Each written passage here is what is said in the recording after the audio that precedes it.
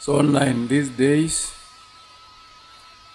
it appears classy, it appears trendy for many who have weak faith, and for those who have no faith, and those who are idle and have nothing to do, and those who are seeking for attention to go about making discussions and conversations to the point that there is no God and there is no reason why people should talk about God or religion. So clearly, listening to all those and trying to sum them out, make a summary of every point in their conversation, it is not very difficult to sum up all that they say. It is really futile to make an argument that there is no God.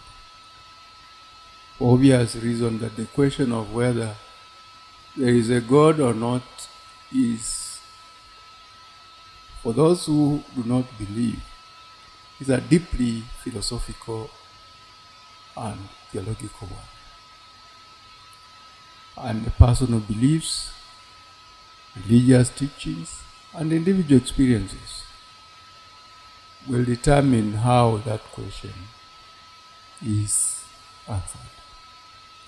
For many, the existence of God is a matter of faith and is grounded in religious traditions and personal conviction. And for others, it is a question of reason, evidence, and philosophical inquiry. Therefore, whether you believe or you do not believe, and more so if you are an unbeliever, it is very difficult to make an argument that is definitive either way, because the concept of God can vary widely across different cultures and the belief systems. Therefore, when some individual whose experiences are limited, because even he has grown up in a society that largely believes in the existence of God, and out of reading a few books or having a conversation or two, is able to argue that there is no God. I think even the level of conviction in that person at individual level is very limited, and therefore he cannot conclusively make a good argument against the existence of God. And some may feel the belief in God is self-evident and inherently true, while others might see a lack of empirical evidence as reason to doubt or deny the existence of God. So whereas we say that from a purely scientific point of view and a good practice in all kind of debates, that it is always valuable to approach any discussion with an open mind, and of course with deep respect for differing perspectives, recognizing that some of the most profound questions about existence may not have clear-cut answers. Like in my clip that I did post on theology and ontology, as simply walking on thin ice. I think it is always good to listen. It is always good to leave room when you have said all that you have said, and open up your mind to existing possibilities, because there are many. And for someone to vaguely conclude that God does not exist, I think that is the highest point of folly and the most futile debate or argument that one can make. So just to give credit where credit is due, let me look at some of the areas that have been raised to respond to the question of whether God exists or not. And some of the clearest arguments that people have brought forward to prove the non-existence of God. So some of the well-known and common arguments that have been presented by atheists or skeptics who challenge the belief in God, one has to do with the problem of evil.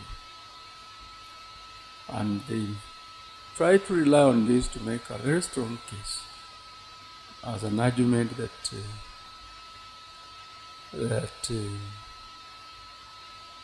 the existence of an all-powerful, all-knowing, and all-good God should really solve the problem of evil. And they posit their argument in this manner. If an omnipotent and benevolent God exists, then there should be no unnecessary evil or suffering in the world. We think that the world is full of suffering, injustice, and natural disasters. And therefore they say an omnipotent, omniscient, and benevolent God is either not possible or does not exist. So I don't want to make the counter argument for this one now. I just raise the issues as they have been raised. The argument from inconsistent revelations. They say that across history and cultures, there are many different contradictory religious beliefs, and each claiming to have the truth about God or gods. They say that if an all-knowing, all-powerful God existed, one would expect a more consistent and clear revelation across all people and cultures.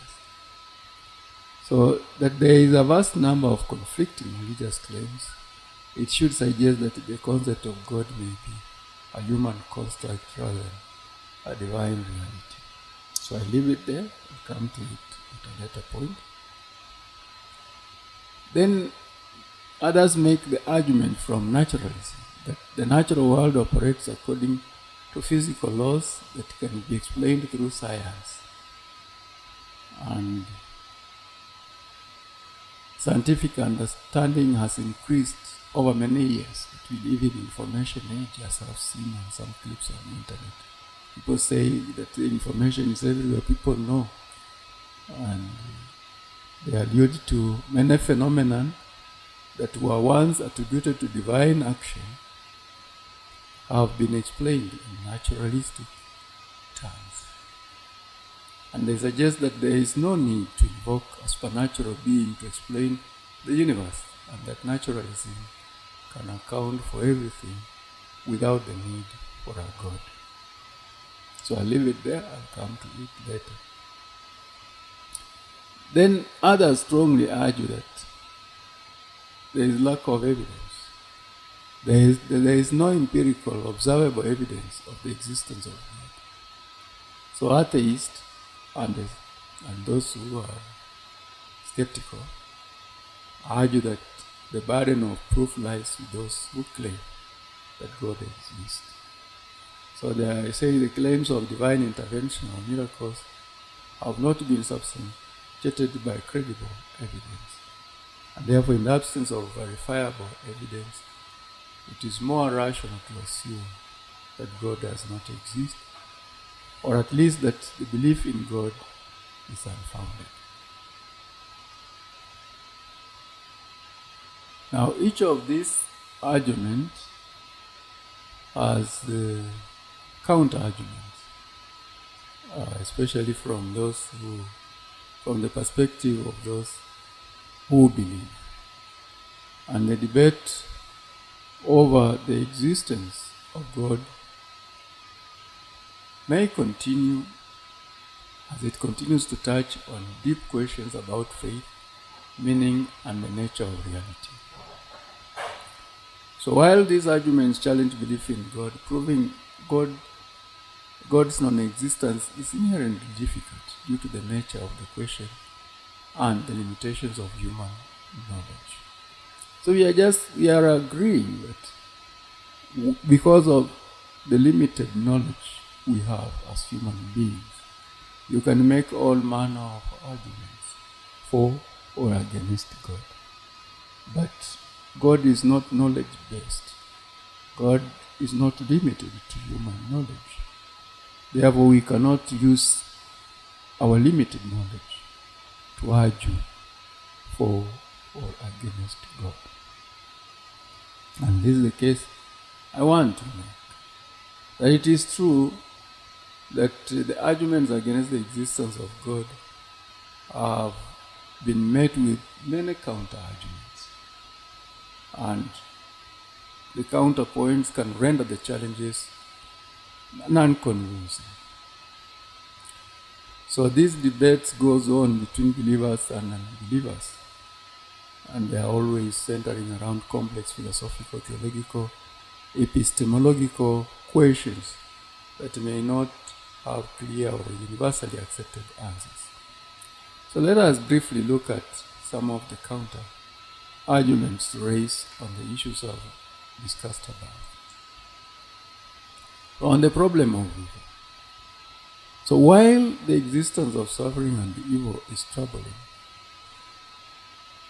suffering can serve a great purpose in the moral development of people, in free will, in the soul-making process. So the presence of divine, of evil doesn't necessarily rule out on an all-powerful, all-good God. Because some suffering may be a result of human choices. Or they may be a necessary part of a larger divine plan that humans cannot fully understand. But again, our suffering is born out of our human limitations. Our human limitations to exercise the faculties that God has given to us. So rather than point to the non-existence of God, I would think our suffering and the problem of evil can be seen more as born out of limitations of the human nature and the human weakness. So the problem of evil is often seen as a deep emotional challenge, but not necessarily a logical contradiction. So human suffering can be reconciled with a benevolent God. That even while evil and suffering exist, the good God and all benevolent God still exists.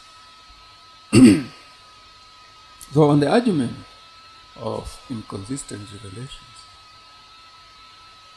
that we have seen the existence of different religious traditions, it does not necessarily mean or undermine the possibility of God existence. Different religious experiences may be different paths leading towards the same divine truth, though expressed in culturally different ways. Just because people have different interpretations of God does not mean that God does not exist. It simply could be a reflection of the limits of human understanding and the need for different modes of expression in different contexts. But even so, from the point of the existence of God, faith have shown different ways in which this issue can be responded to. So different revelations would mean also the contradictions that exist in the various belief systems, whether you believe that God is one or there are various gods, or whether you worship one God or you worship multiple gods. So those could be the contradictions. And if indeed there could be several gods, then the choices between which of those gods to worship could bring about these inconsistent revelations. And the choices also between good and evil would mean that these choices are enabled by some form of divine nature, and that would explain the inconsistent revelations. So those who argue from naturalism that the natural world and its laws may point to a finely tuned universe that requires an intelligent cause of purpose. And this is a clear indication that it is consistent with the existence of God. Science is a clear proof that God does exist. Science at no time should be taken to be in contravention or to contradict the existence of God. But all that science has done and achieved must point to us, the path to God. That all achievements of science affirms the existence of God. So, natural world and the idea of God are mutually exclusive. Nature operates through natural laws does not necessarily mean that or negate the possibility of a divine designer who set those laws into place. So to say that the natural world and the idea of God are not mutually exclusive.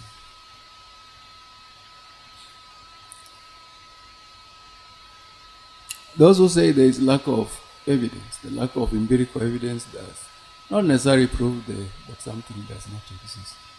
That you can't see it doesn't mean it is not there. That your inability to perceive something does not remove it from being. So, and especially when what you are questioning is transcendent and not easily observable by human senses. So the absence of evidence is not evidence of absence in a simple way, especially in matters of faith.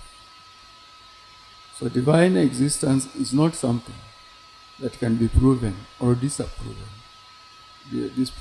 by scientific methods. And the faith is often based on personal spiritual experience rather than empirical data. And even so, empirical data still strongly points to the existence of God.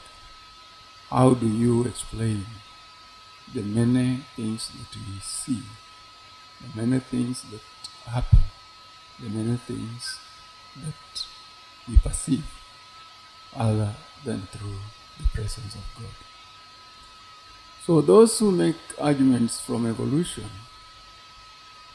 we simply say the theory of evolution does not necessarily contradict the existence of a divine creator.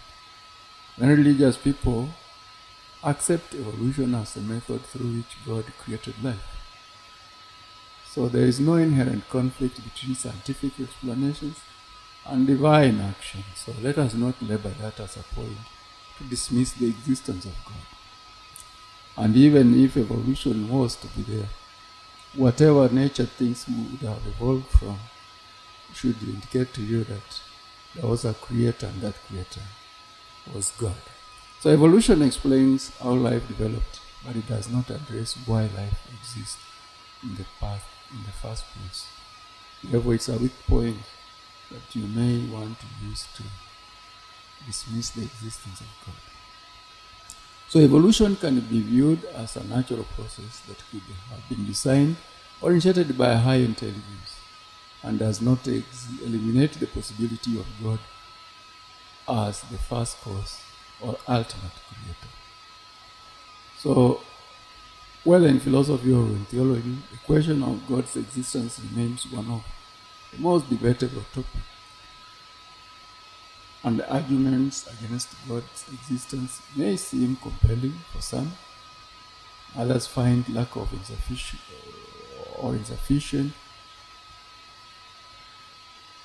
cause to disapprove the existence of a higher power. So in the end, the question might not have a final answer that satisfies everyone from a scientific point of view. But I think many believers in God believe,